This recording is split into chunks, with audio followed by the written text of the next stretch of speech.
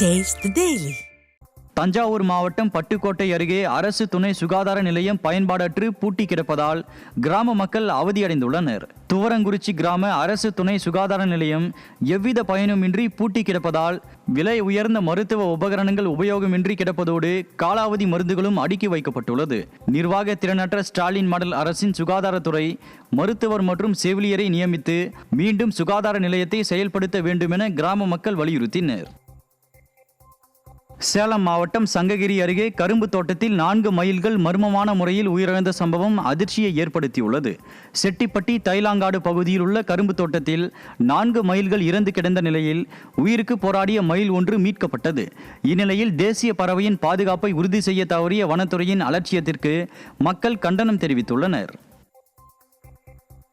காஞ்சிபுரம் உலகளந்த பெருமாள் கோயிலில் தை பிரமோற்சவத்தின் 3ஆம் நாளில் கருட சேவையில் பெருமாள் எழுந்தருளி அருள்பாலித்தார்.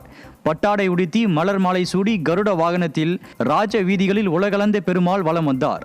இந்நிகழ்வில் திரளான பக்தர்கள் கலந்து கொண்டு பெருமாளை மனமுருக வழிபட்டனர்.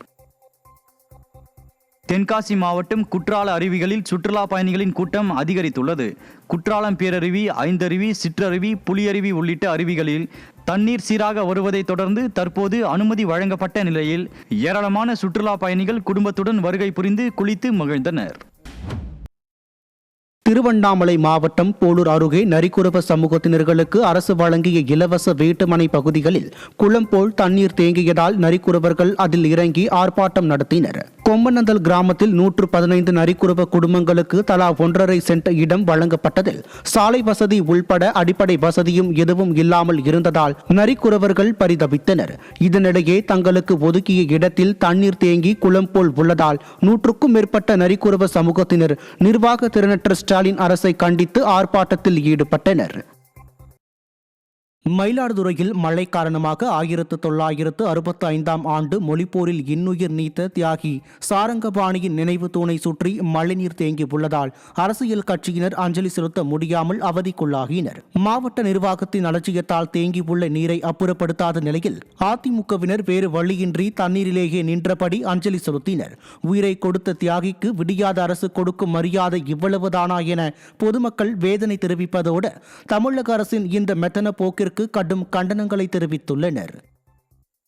திண்டுக்கல் மாவட்டம் கொடைக்கானலில் வார விடுமுறையை ஒட்டி பல்லாயிரக்கணக்கான சுற்றுலா பயணிகள் குவிந்த நிலையில் போக்குவரத்து போலீசாரின் முறையற்ற திட்டமிடலால் வத்தலகுண்டு பிரதான சாலையில் 2 கிலோமீட்டருக்கு மேல் கடும் போக்குவரத்து நெரிசல் ஏற்பட்டது. சுற்றுலா பயணிகளின் வருகையை முன்கூட்டியே கணித்து முன்னெச்சரிக்கை நடவடிக்கை எடுக்க தவறிய காவல்துறையால் குணா குகை உள்ளிட்ட இடங்களுக்கு சென்ற பயணிகள் பல மணி நேரம் நடுவழியில் சிக்கி தவித்தனர். விடிய அரசின் போக்குவரத்து போலீசார் வேடிக்கை பார்க்காமல் உடனடியாக நெரிசலை சீர் செய்ய நடவடிக்கை எடுக்க வேண்டும் என சுற்றுலா பயணிகள் ஆவேசத்துடன் வலியுறுத்தியுள்ளனர்.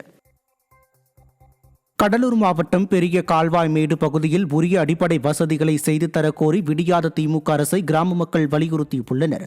விளாகம் ஊராட்சிக்கு உட்பட்ட பெரிய கால்வாய் மேடு பகுதியில் 200க்கும் மேற்பட்ட குடும்பத்தினர் வசித்து வருகின்றனர்.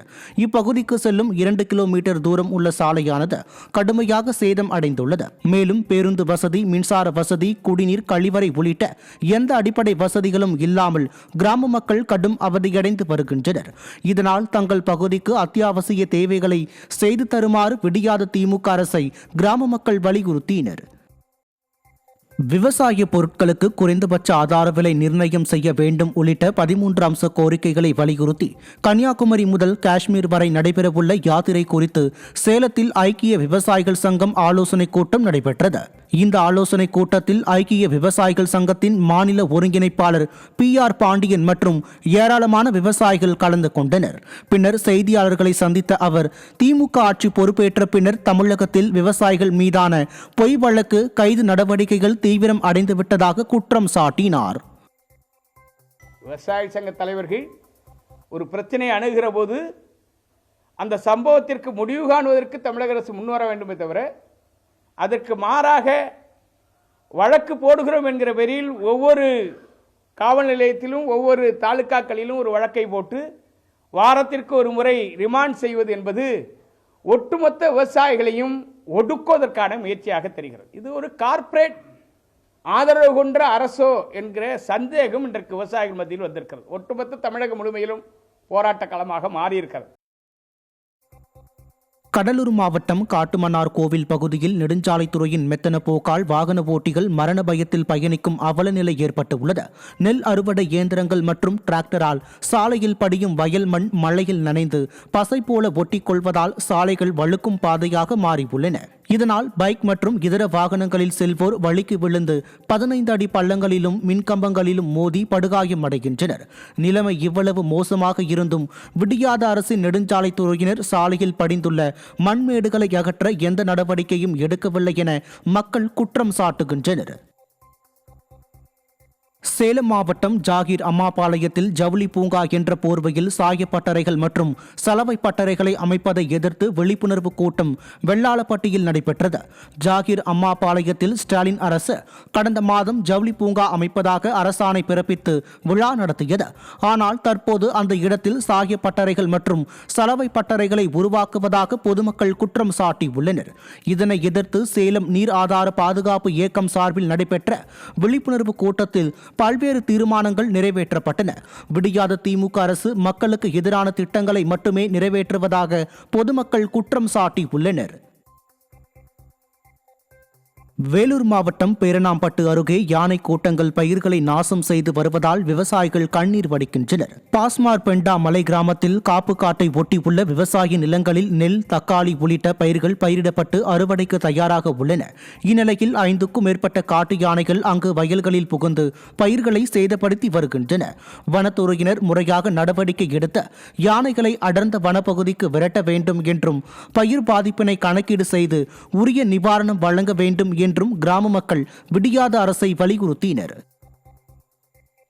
மயிலாடுதுறையில் மழை காரணமாக 1965ஆம் ஆண்டு மொழிப்போரில் இன்னுயிர் நீத்த தியாகி சாரங்கபாணியின் நினைவு தூணை சுற்றி மழைநீர் தேங்கியுள்ளதால் அரசியல் கட்சியினர் அஞ்சலி செலுத்த முடியாமல் அவதிக்குள்ளாகினர். மாவட்ட நிர்வாகத்தின் அலட்சியத்தால் தேங்கியுள்ள நீரை அப்புறப்படுத்தாத நிலையில் அதிமுகவினர் வேறு வழியின்றி தண்ணீரிலேயே நின்றபடி அஞ்சலி செலுத்தினர். உயிரை கொடுத்த தியாகிக்கு விடியாத அரசு கொடுக்கும் மரியாதை இவ்வளவுதானா என பொதுமக்கள் வேதனை தெரிவிப்பதோடு தமிழக அரசின் இந்த மெத்தன போக்கிற்கு கடும் கண்டனங்களை தெரிவித்துள்ளனர்.